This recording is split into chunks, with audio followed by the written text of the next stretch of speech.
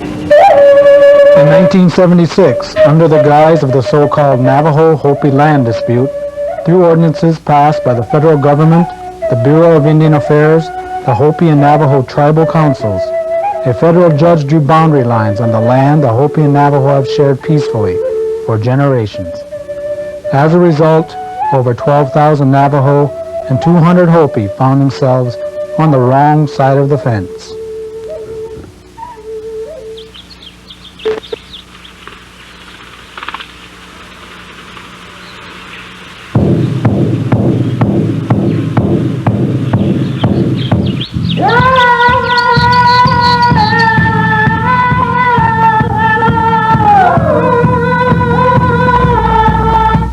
For countless thousands of years, our people have lived on this continent in peace and tranquility, coexisting with all natural life. In the beginning, we were told that the human beings who walk upon the earth have been provided with all the things necessary for life.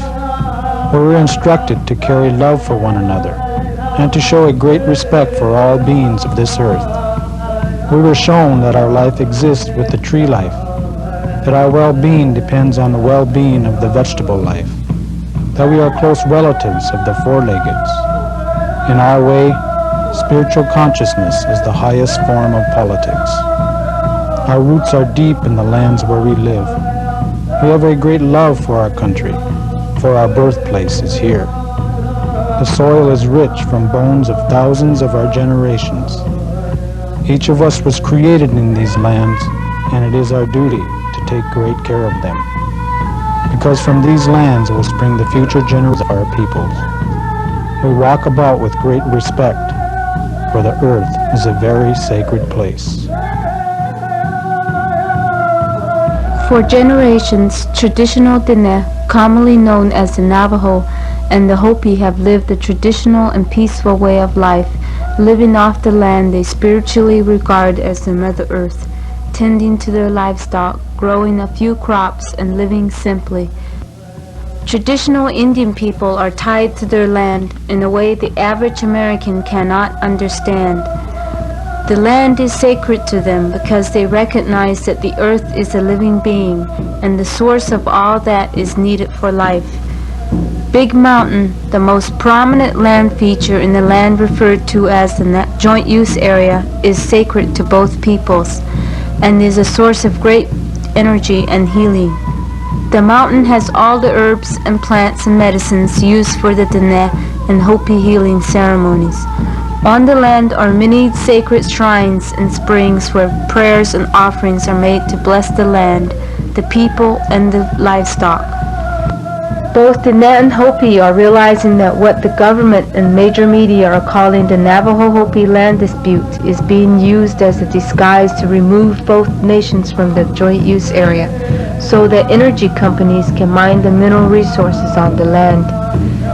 Half of this country's remaining mineral reserves and 1/3 of its western coal reserves are on Indian land. Energy companies are hungry for the uranium and an estimated more than 21 billion tons of coal that lie beneath the ground.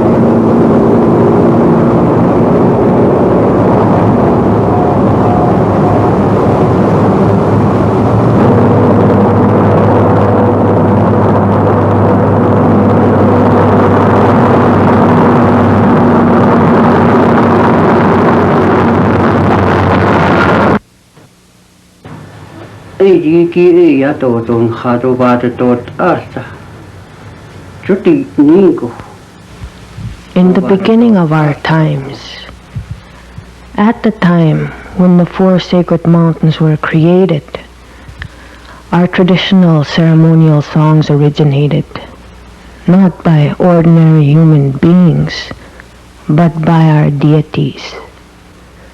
The Navajos were put between these four sacred mountains by the supreme order of its makers, that they were not to go beyond or outside the boundaries of the Colorado rivers if they were to respect their holy areas.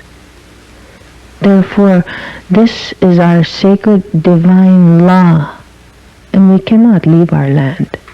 We are bound to our spiritual and supreme law.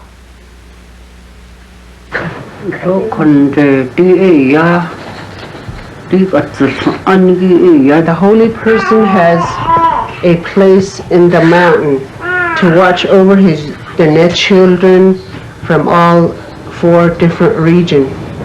If we're relocated, they are not in compliance with the natural law, our natural law, and the Religious Freedom Act, and in violation with the United States Constitution. And if this is not right, it's up to them. If they relocate us, then the holy people are not going to be happy, and if we all disappear, and all mankind is going to disappear.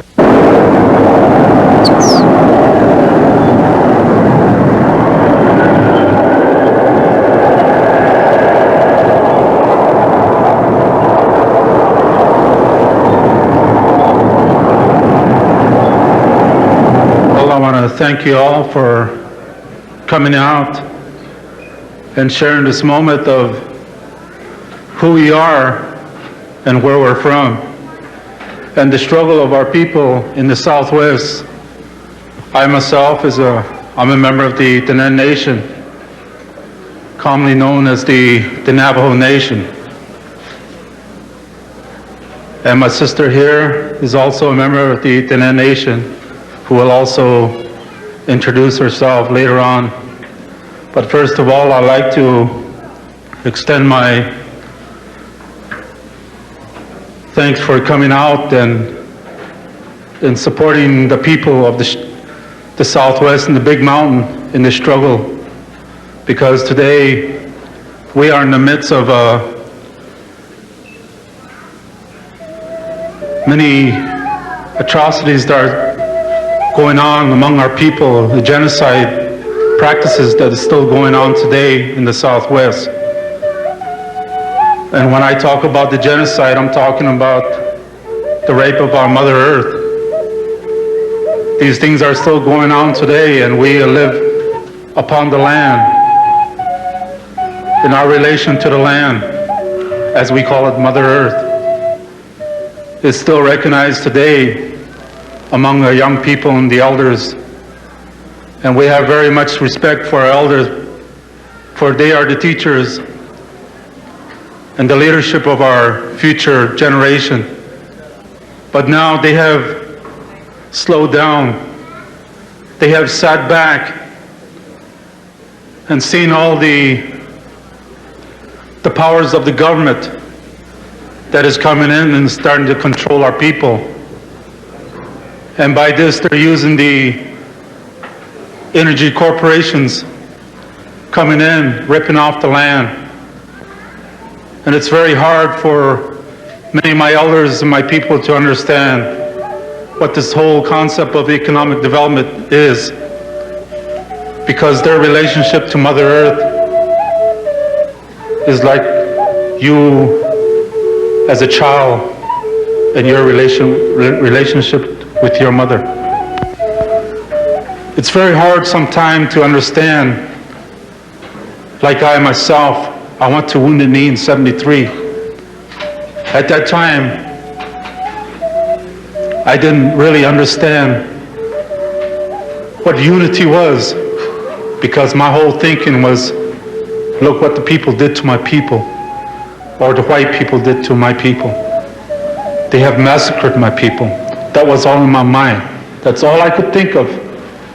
But later on, after I realized, getting more into the movement, more into the struggle of the people, later on I realized that the non-Indian people who are faithful to the earth, who are faithful to their people, are also a part of the struggle. Our elders in the Big Mountain will hear about this gathering here tonight. It's not many times that our elders have a chance to go out to these areas, to these cities like this. because they are getting old, they are tired.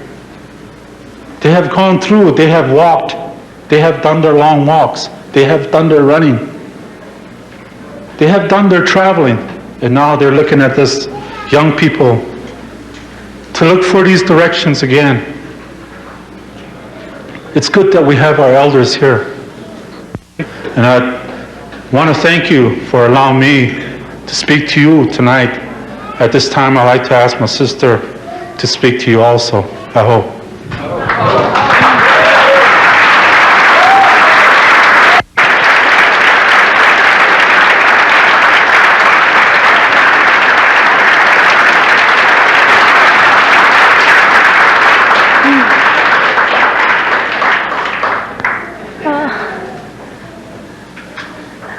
First of all, I'd like to say hello, and it's nice to see this many people bringing their attention to the Native struggle. Today, or tonight, I'd like to talk about my people back home in Big Mountain. I'm a traditional person, and I don't really know the ways of the white man. But they tell me to relocate from my family, from my elders. But somehow I don't want to. I don't care for modern things. I always want to be a traditional person. This is why I have been arrested before, and I haven't faced my trial. So is my younger sister.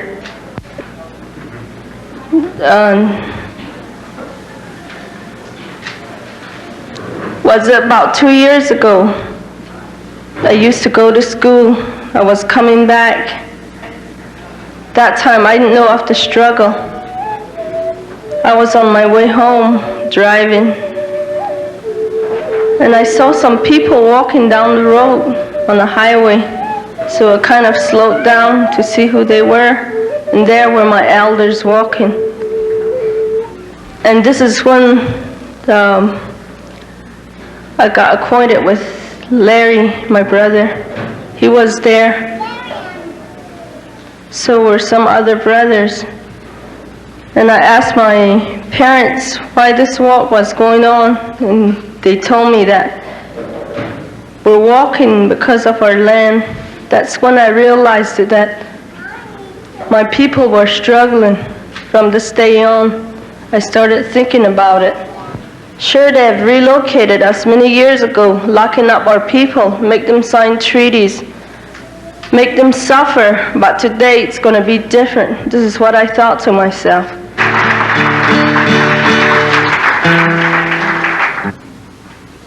So I like to sing a song which reminded me of the sun, the wind, the water, and a way to live, and a way to die.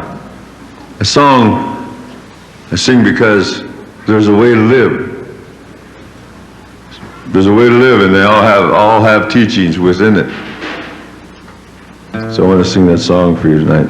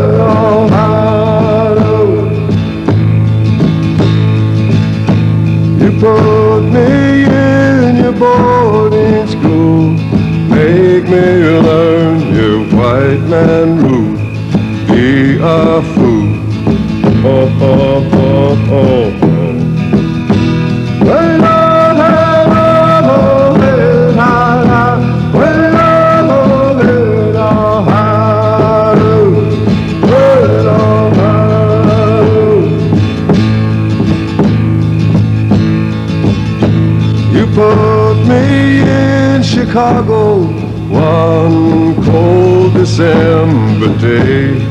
Relocation, extermination.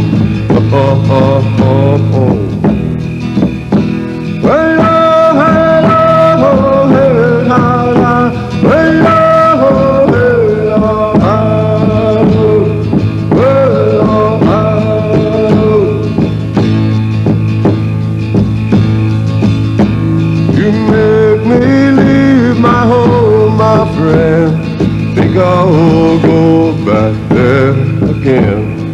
Wounded knee, I wanna be free. Oh, oh, oh, oh. Hey, oh, hey, oh, hey, ah, hey, oh, hey, oh, hey, oh, hey, oh.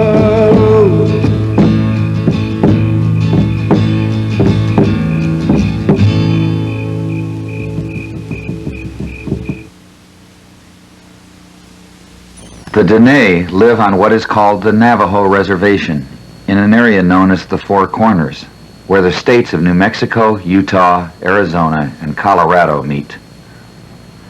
Thought to be a barren and inhospitable desert land, we find some of this country's most unique and natural beauty.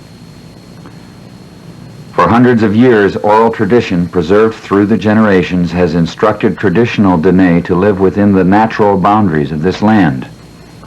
Living in harmony with the land and their Hopi neighbors, the Dene have followed their sacred instructions. In the 1930s, with the discovery and development of coal and oil, the picture of tranquility changed dramatically. This development came about through massive inputs of machines, people, and know-how, legally organized as corporations, yet structurally unresponsive to many of the social, environmental, and spiritual costs of their activities. In the 1940s, with the splitting of the atom, the vast deposits of uranium on reservation land brought even larger problems. The modern technological dilemma of nuclear energy and weapons, which threatens to annihilate our planet, begins with uranium mining, which has occurred against the wishes of traditional people and their spiritual instructions. With the Indian Reorganization Act of 1936, tribal councils were implemented primarily for the purpose of negotiating land leases for mineral development. Historically, tribal councils have been insensitive to the real needs and welfare of Indian people and the sacred regard of the land. Recently, under corporate pressure, the government declared this area a national sacrifice area. Others call it an energy war zone. What do you feel about the division where some people aren't into CERT? They don't trust CERT for some reason. What do you feel about that? Traditional versus progressive, in other words. Well, I think the problem with that is when you draw a line between so-called traditional and the progressive. My grandfather and my great-grandfather were, I guess, if you use the term today, were traditional because they didn't speak English and they lived by whatever it was given to them over the centuries. The very mountain to the south is alive, and its water it's split, and it breathes, and all the vegetation you see about are alive. I think where you draw the line is somehow people associate CERT with destroying the land by mining and exploration. I think that's what people interpret as progressive. If they weren't alive, how would we live and survive? And they talk among themselves. They are human among these plants or mountains or rocks, whatever. And that was the story that was told to me by my grandparents years ago. The best mind to decide what to do with that land are the people who live on that land. The Hopi Tribal and the Navajo Tribal Council don't really care to take into consideration what the people are feeling or what they want. It's always what they want to do or what they would like to see for their own benefit. But the people that are going to be affected are never asked to come and have their input, or they're just never told at all. All of a sudden a decision is made, an agreement has been made, and then all of a sudden the company's coming in, therefore you have to move out, that type of thing. And we feel very, very strongly against the relocation. Not only because we don't want to move off the land, but simply because there's no land to move off to. And that my people, I'm speaking for every single one of the Navajos that are in the disputed area, they have lived on this land for years and years, generation after generation, for thousands of years. And for that reason, I don't think anybody, not the U.S. government or the tribal council chairman or anybody, has the right to tell us to move off the land that we are living on. And the relocation, the way they're operating now has really caused a lot of detriment to the people, mentally and physically. I don't believe in forced relocation. I don't think that's the answer at all. I don't think the relocation is the answer at all to begin with, whether if it's forced or a voluntary thing. A lot of the people that have volunteered to relocate are asking to come back to live on the land again, which should prove to the people that it's not working out. And I think land, being tied to the land, is one of the most important, one of the basic values that an Indian has. Even though we're offered $37,000, $50,000, a lot of the people will not take that, even $100,000, to get off the land. And not only are the older people who are uneducated, that don't know anything about the white man world, not only them are they suffering, it's the whole, everybody from the newborn, even children that are not born yet, are suffering from this whole land dispute. My name is Thomas Barnakia, and I'm very happy to see many of you Native people in this area coming together again, and also other people. I especially appreciate our brothers from South Pepeco Nation, and the rest of you, of course, have come from different areas. It's very important that we come together at this moment. I've just returned from a trip to Hawaii. I started from there this morning, yesterday morning, and came in last night. And there are people over there, Native people, having the same problem, and they're struggling the same way, and they're needing help and support also. And they also sent greetings, and they're also asking your support to trying to keep our way of life and belief and land base as was intended by the Great Spirit who gave us freely, and to keep it for Him in a good state, and to share this feeling that we are working together. They wanted to present this cane. This is a reed which means a lot to them, and I want to present this on their behalf to the people, or brothers and sisters who are struggling for their very land.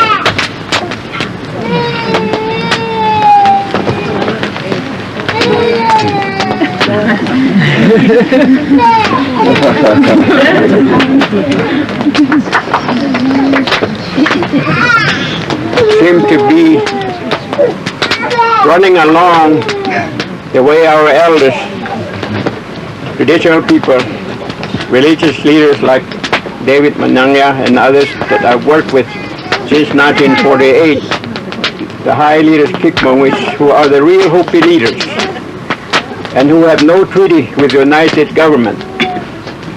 And so on my travels, I only used my own passport that was presented and is authorized by the Kikmawis, high Hopi, real Hopi leaders. I could not go to the United States government for their passport because we still maintain that Hopi independent nation status because they have no treaty. And I have worked with my elders for a long time, and I traveled across the country several times, meeting other native people across the country. And it's all same all over this land.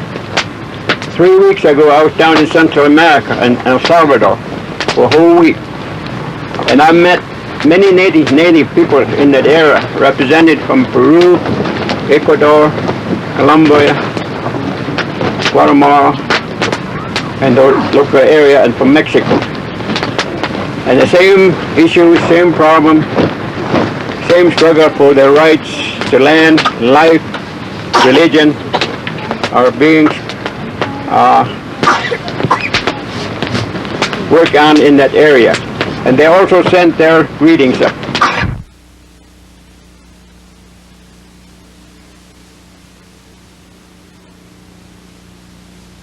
Adoshtegit ati awu wani malt ebi si yaho ao. Nina go iyahot ashtin hao tigit ay si satisna. Edi siud ati si yohnilt asahit ego big e.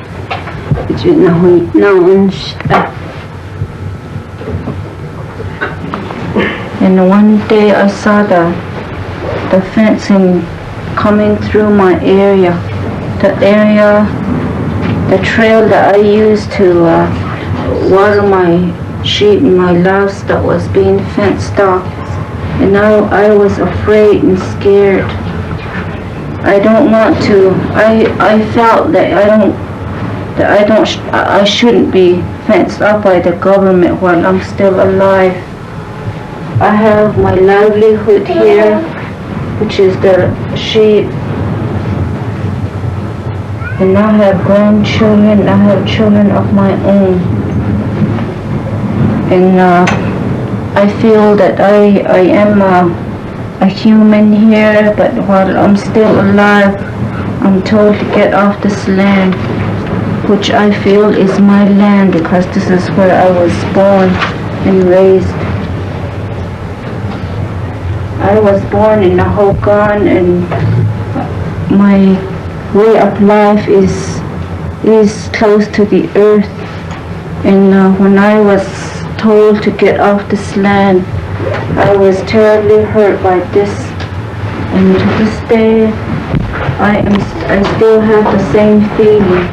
I am hurt way deep inside my heart, and I live day in and day out by these kind of feelings.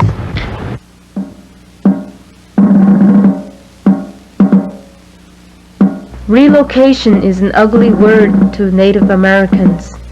The most infamous relocations were carried out against the Cherokee in the 1829 Trail of Tears and against the Diné in the 1863-64 Long Walk. About 8,500 men, women, and children were gathered by the Army from their land in Arizona and marched more than 350 miles to Fort Sumner in eastern New Mexico. In the last quarter of the 20th century, relocation is back. Congress and the public need to know that relocation will kill traditional Indian people. They need to know that relocation will be a senseless reliving of the Indian nightmares of a century ago. There is no way to put a price tag on the most serious costs of relocation.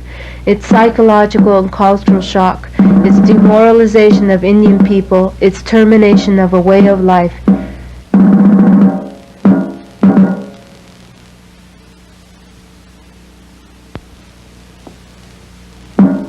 Along with energy development comes the railroads, coal slurry pipelines, high voltage power lines, highways, and pollution with little regard for the welfare of Native people. Besides the many hardships felt by the Native people is the monetary expense of relocation.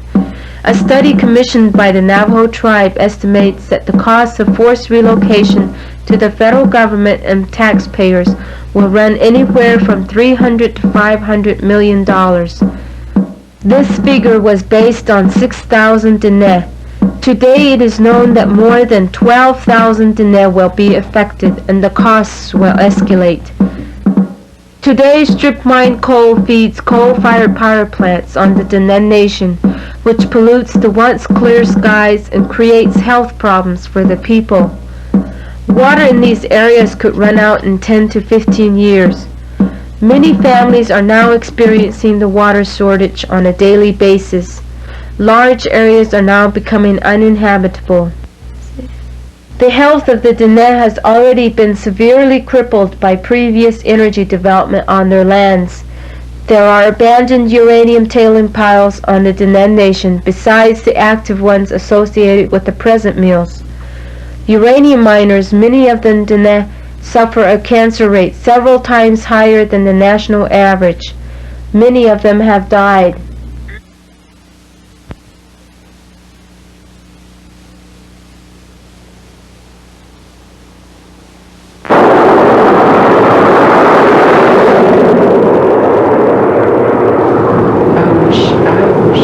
I wish we know long time ago this thing is a very, very terrible thing was a dangerous thing, but the killing people.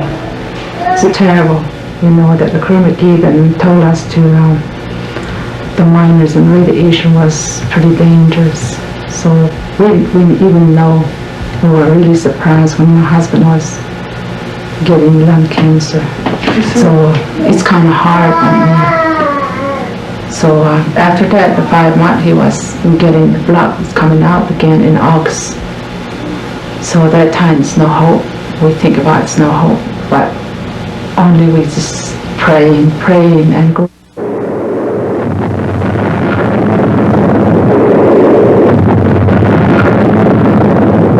So it's hard. So it's hard on me. It's hard on the widows. Not the only me, but there's more widows in my community. So I'm talk to them too.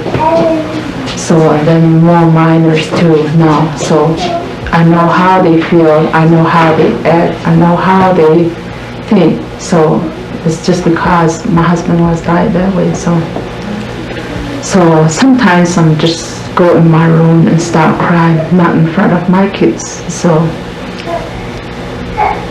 my house is unfinished. I don't have any dish cover and dish cabinet. I wish my husband was living. It's what I was crying for sometimes. That's why I'm talking. I went to Washington 2 times. We need help to somehow. So we need really help financial way.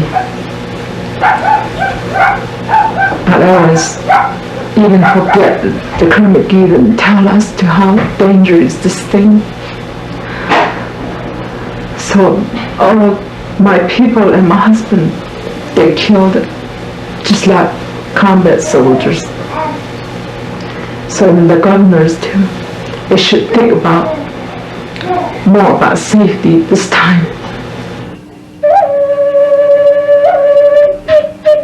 Health results of exposure to low-level radiation are already widespread. Systemic disorders, old age diseases appearing in the young, loss of hair, unhealing sores and gum and skin problems.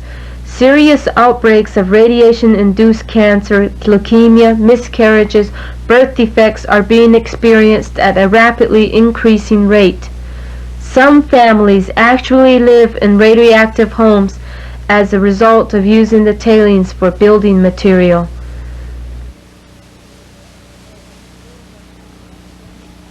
I was in school that time and I came back and my parents told me that the house was radiated, and I didn't even know until I came back from college. And I feel very, very bad about it too. And it seems like most of my family, my mom, my dad, they get sick very often. You know? And it's been like that for quite a while. So.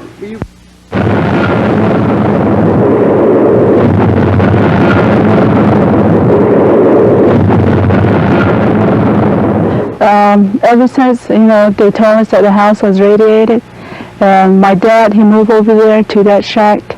So he's staying over there. He doesn't stay in the house right now. So. But your mom still staying in the house? Yeah, but we still stay in the house except for him. He stays over there. Why do you stay in the house? I guess it's cold and the shack is too small for us to all live in there. And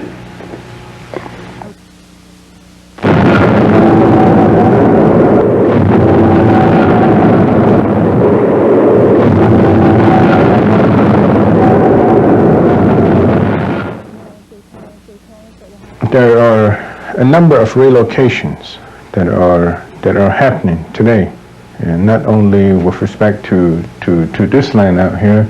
There were other relocations that has taken place again as a result of the dispute between the two tribes. In 1972, you would remember that this is Hopi Indian Reservation. In 1972, there was a group of 90 Navajo individuals that were residing right in this area within Grazing District Number 6, Hopi Reservation. And they had been residing there all their life. It's a traditional land to them. And as a result of their trespass, in 1972, they were ordered to relocate from the area. So in October 12th of 1972, they were evicted from the area. These 90 Navajo individuals. And today, out of the total adults, all those who are 18 years of age and older, 30% of them has died. And very little has been able to get a resettlement home. And today there are still a number of them that comes into my office and they seek help. Where is the promise that was made to us? Where is the promised land? And it's sad, but the United States government never kept its promise. As a matter, if the United States government cannot handle 90 individual family or 90 individual Navajos after 8 years, how can it handle 6,000 Navajos? And today, my information is there's a total of 207 Navajo family that has moved out of the area voluntarily. But the report that we're also receiving from the Relocation Commission's headquarters in Flagstaff is 30% of the 207 families are a severe hardship case at this stage. And the first time they said stock reduction to us, I was following the sheep. I was a sheep herder. I know what it is to become accustomed to living the way of the sheep, to following the sheep, the way of making a living and being self-sustaining off of the sheep. And I know what it is to lose all that you once had. And it's suddenly you become a person with very little to sustain yourself with. But our family broke up because of it, and we had to move away to a place called Farmington, New Mexico. And there we had to learn the difficult paths of paying for everything, like utilities, water, gas, and where we had to constantly work. We had very little time to think to ourselves because all of these demands on us. You can no longer think like you did when you were following the sheep.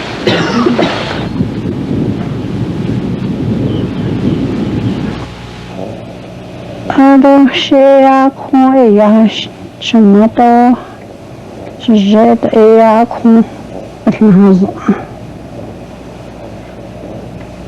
a kon ya go ya nazo Khoya khoda la kho hacho satinda hakeda la khoeta I'll just summarize mostly what has been said here tonight in this Hogan. The lady that has presented her statement. First statement is my aunt. She lives here at this Hogan. We as a generation, we carry on our traditional and cultural. And most of the grandmother will carry on what has had in the past, what has been said, will be carried on to the generation. For in this case, my aunt has livestock. And when we were younger, when I was younger, I was brought up, herding sheep. There's a lot of stories that are behind herding sheep. How to be a man, how to grow up, what to face in life. And there's a lot of teaching that carries on from that.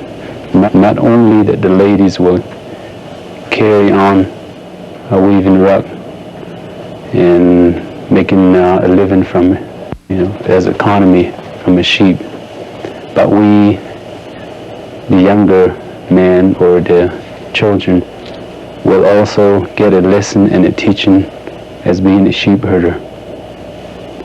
It builds our mind, it builds our strength, it challenges us life, how to face a hard life in reality in the future. And then my other aunt also has a teaching which we carry on from generation to. These land around here, the mountain, the range, the plateau, the canyon, the water, and the plant that it has here all has a meaning, story behind it. One day you walk in the pasture and your mother, when you're young, your mother will tell you that this tree right here has the story behind it. And then your grandmother would say too, you'd be herding sheep down in the canyon, and he'll tell you the story behind it. He'll tell you, long time ago, your grandfather used to roam this canyon here, even before a white man came to this land here. From there on out, there will be cultural, traditional stories that will tie into the land.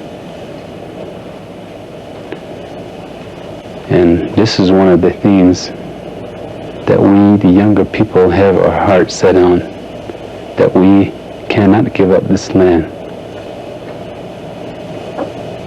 And from here on out, we will tell our younger generation, our kids, our children's children, we will continue telling the story.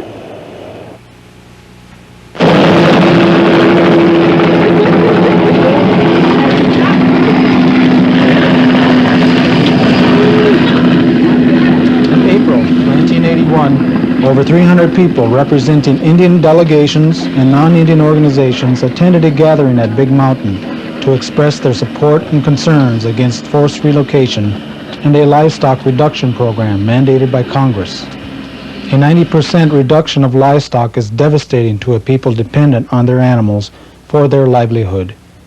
In addition, because of the so-called dispute, the government has ordered a freeze on all construction, repairs, and improvements on homes and property. This economic blockade, in effect since 1962, has already caused great suffering. See, because one of the things that we're running into is seeing it is the news always, there's an obligation on the news to come up with both sides of the story, but that always tells you, then there's like two sides like that, which means there might not be some whole other way of looking at it. Okay. Well, there may be three sides. Yeah. The people here say that it's an economic thing, that the major industries in the area are pushing this thing to get the coal.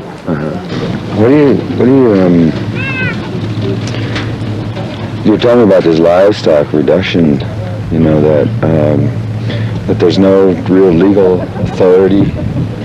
From what the attorney for the Navajo tribe told me just a little while ago, there's no legal authority for the livestock reduction that's already taken place here. Congress is taking up the bill about a month from now to deal with this. But for months, these livestock reductions have been going on. They've been taking people's sheep, and when you take the sheep, you take a basic part of who they are, and you take their basic livelihood. And it's a very strong coercion to move.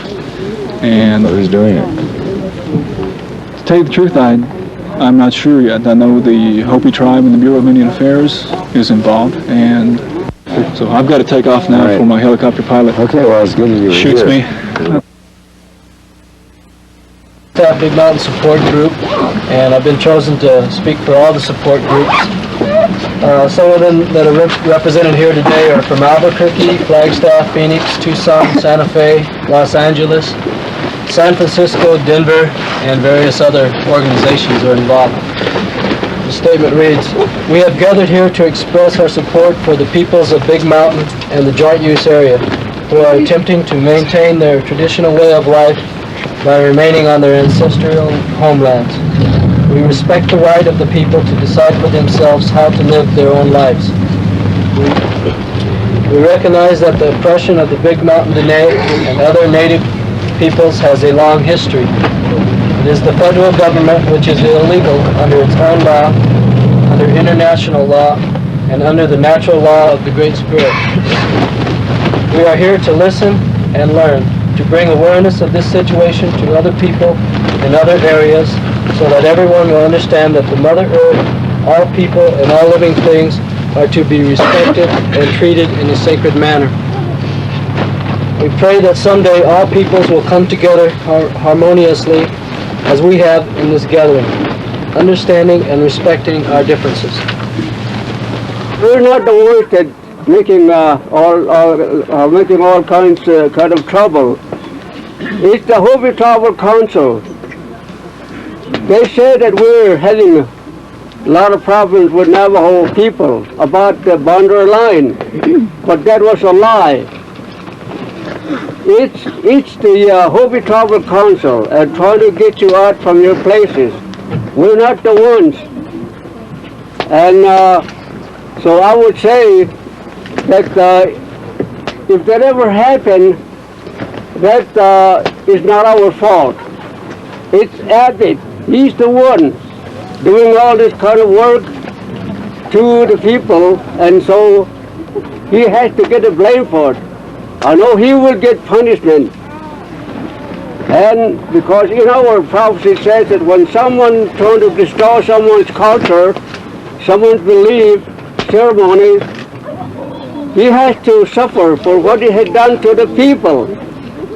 We are the people, and we are on the land, and so we're all struggling to maintain our way of life and to maintain it for our children.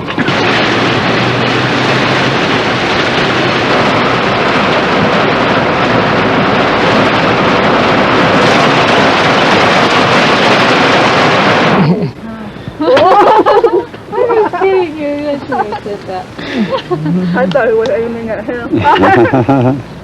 If you had one, you had to get it like the first point for somebody that knows nothing about Navajo people or tribal councils, or they don't they don't know anything about what's going on. What would you start if you're talking to a bunch of people? The only thing they were sincere about wanting to know the truth of what was going on. You can't do it in 2, 3 days, one convention like this. You have to come and understand the people, the land. How come they see an old woman out there herding sheep? A lot of people see that and they feel sorry for her. What can we do to make that old lady happy? They don't realize she's got all the happiness in the world. They would have to understand things like that. How come there's certain wood you don't use up here, wood that's been struck by lightning? Why? You know, and if people come here and they use any kind of wood, they don't realize what they're burning. It's a sacred thing. It would take a long time, you know, to understand. That is why today we come here and talk to your people, the people of the white race, the black people, the yellow people. And we're asking you here to be a part of us in this unity for peace and freedom. For we all share the same thing here on Mother Earth, together as brothers and sisters, and we have to start learning these things and teaching our young people about these ways. This legalized, forced removal of native people from their land, carried out by externally initiated tribal councils, heavily lobbied governments, and profit-oriented corporations, does not make the hardships felt by these people any less real. Nor is this removal even necessary in order to meet the rest of America's energy needs. As more and more of us recognize the need to conserve energy as a means of survival, Indian people continue to offer alternative ways of living. And yet Indian people are dying. We all know the attitudes. If I don't do it, somebody else will. Or don't blame me, I'm only doing my job.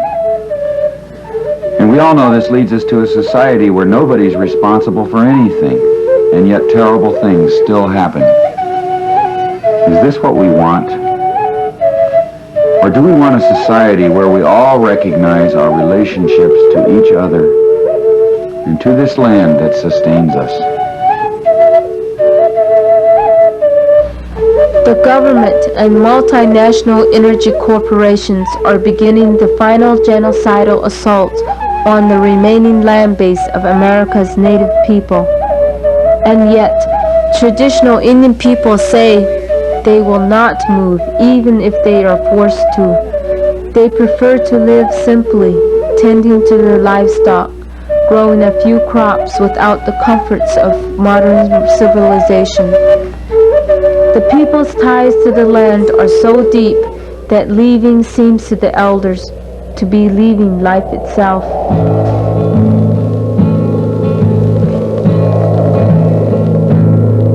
And I told them not to dig for coal,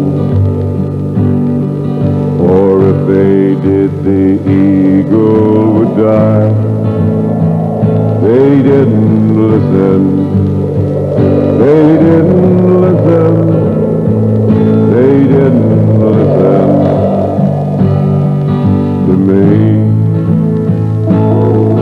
And I told them if the eagle died, there would be no keeper of the land.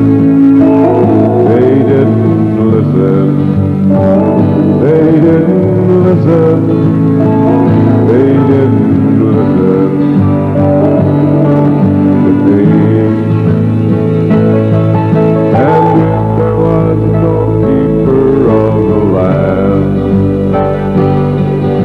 machine would come and soon destroy the sky.